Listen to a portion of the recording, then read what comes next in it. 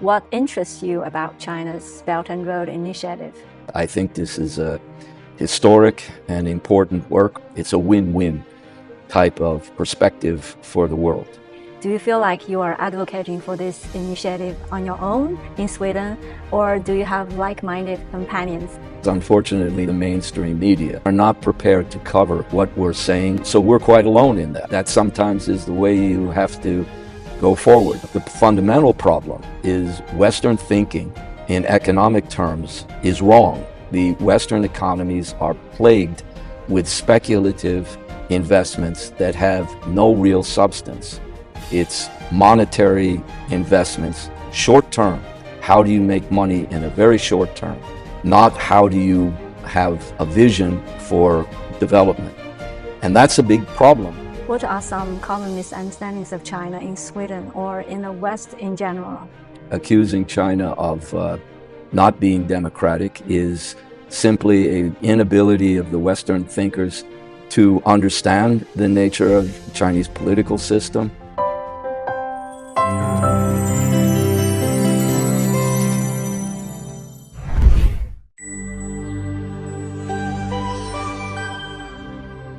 Mr. Brawer, welcome to our program. Thank you so much. I'm happy to be here. So my first question is, what interests you about China's Belt and Road Initiative? Do you have any relevant experiences to share with us? I became interested because of an association that I have worked with in a number of years called the Schiller Institute that developed a perspective on what was the Eurasian land bridge. That is how through modern infrastructure you can connect the world continents for the purpose of improving life for everyone. In 2013, when President Xi Jinping initiated the Belt and Road Initiative, it became obvious that this was in some way a parallel kind of idea that was coming from China that could be a basis for establishing the institute that I'm the chairman of, which we did in 2018. And that was the basis upon which we began to understand not alone the importance of the Belt and Road Initiative, but how can that be presented to Sweden? Because at that time and even presently, the Swedish population has no understanding of what this initiative has been. And very often they're given false information that is not accurate in terms of what the Belt and Road is really all about. I think this is a historic and important work, as I share the feeling of President Xi Jinping that it's a community for a shared future for mankind. It's a win-win type of perspective for the world. In your view, what motivated China to propose this initiative? Well, I've not had a personal discussion with President Xi Jinping as of yet, but from all I've read, and I've read many of his speeches, I think it's clear that there is a long history in China and in Chinese society to wish for the common good. How can development lead in the direction of improving not only the lives of people here, but internationally? And I'm somewhat convinced that this is the idea of how can the world and the greatest number of nations in the world cooperate together. This is my first long-term trip to China, but I've learned an amazing amount. Having come here to Guangzhou and seen Shenzhen, it's amazing how the development of China has gone forward, eliminating extreme poverty and raising 800 million people is unprecedented in human history. So it's something to admire. And I don't think the Western countries have, for the most part, really understood that. So I work to clarify and help to get them to understand that in the work that we're doing. I understand promoting Sweden's engagement with the initiative is a goal of your institute. So why do you believe Sweden should be involved? Sweden is a relatively small country with a population that is approximately 10 million. It's half the population of approximately a Guangzhou. My view is if Sweden would understand the importance of joining the Belt and Road, the possibility for contributing to the development of Africa and other countries with Swedish technology would be in the interest of the developing nations and very much in the interest of Sweden. So based on your research, what would you say if you had the opportunity to introduce the BI to the world in just a few sentences? That's a big challenge, but as I would say, one of the key points of the Belt and Road Initiative is the use and development of infrastructure. If you want to eliminate poverty, you can't do it unless you increase and improve major infrastructure. So for me, the Belt and Road Initiative and the commitment to developing infrastructure is the essence of how we can eliminate worldwide poverty. What benefits do you think this initiative could give European countries and their citizens? European economies are not in good shape right now. I think most analysts would admit the sanctions that have been directed against Russia and other factors are putting Europe in a very unpleasant situation, economically, energy-wise. And unfortunately, right now in Europe, they do not recognize, the EU is not recognizing that these policies are in principle leading to the downfall and the collapse of European economies. If they would recognize that they should be changing that and cooperating more directly with China, that vision is not there at the moment in Europe. You have a favorable view of the BRI. Do you feel like you are advocating for this initiative on your own in Sweden, or do you have like-minded companions? Well, I think there are people in Sweden who do and are beginning to understand and agree with what we're doing. Unfortunately, the mainstream media are not prepared to cover what we're saying. They have a very biased view of China in general sense. But I think we can overcome those difficulties, and primarily by finding individuals who are a little bit more courageous, because at the moment there is no genuine, accurate either reporting of the Belt and Road or balanced view of it. So we're quite alone in that.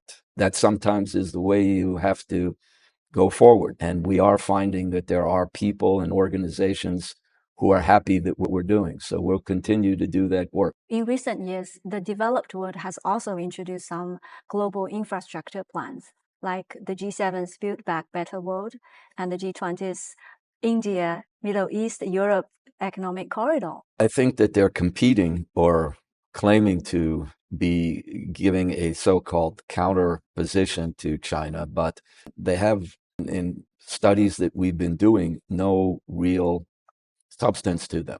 They're competing with China because the Belt and Road Initiative has been, even in this first 10-year period, so successful. And the rise of China, not only internally, but in terms of its role as a vehicle to help many of the other developing countries, is challenging the Western power structure. But they have never had a development perspective. Since the end of World War II, there has not been a genuine initiative by the global power structure, including the IMF and the World Bank, that has functioned to raise the infrastructure modernization. And now they're feeling challenged by the Belt and Road, not because they really are intending or have any idea of how to do it, but only to counter what they see as the successful developments of China and the Belt and Road. But when you look at the facts of what they are actually proposing and how to finance it, there's no reality to it. It's words, but it doesn't have real substance. I don't think that it will go forward. Some Western media outlets have raised concerns about the BRI, including issues related to debt traps, resource exploitation. So how do you view these criticisms? There's no substance to this. My colleague has written an extensive article on the fact that the so-called scenario or debt trap agenda is not real. It's a tactic that has come out of certain intelligence sources, not people who are really competent in economics. It's an attempt to try and persuade other parts of the world that they shouldn't go forward in working with the Belt and Road Initiative. These are generally being done because the unfortunate reality is much of the West, including the United States and Western Europe, is still struggling with the idea of the rise of China as a threat rather than as a positive development, not only for China and the developing world, but also for the Western nations as well. Why do you think some Western countries are distrustful, concerned, or even fearful of the BRI? There is actually a more fundamental difference in the economic thinking behind the rise of China in terms of its opening up and its development from the way that the Western, not alone their position on China, but their internal ideas on economics. Their ideas that are presently controlling Western economic thinking and economy are incompetent. They're not working. That China is working is therefore for them something of a threat or a dilemma. They're not used to the idea of having an alternative power that is presenting the world with other options. But the fundamental problem is Western thinking in economic terms is wrong. The Western economies are plagued with speculative investments that have no real substance. It's monetary investments, short term. How do you make money in a very short term? Not how do you have a vision for development. And that's a big problem because unless they can begin to understand and change that thinking, they are not going to be able to embrace the benefits and the understanding of the Belt and Road. So what kind of prospects do you envision for the BRI amid a sluggish global economy and ongoing regional conflicts? Of what I see is the ongoing 10-year vision that Xi Jinping emphasized in his speech at the BRI Forum. It's not only what we have achieved in the last 10 years, which is successful, but where will we go in the next decade? And you don't have that vision in the West right now. And a lot of people in Sweden are frustrated with the lack of vision among almost all the political parties. No vision, just how do we solve one problem to the next on almost on a daily basis. The West has to wake up. They're not waking up yet, but they need to wake up.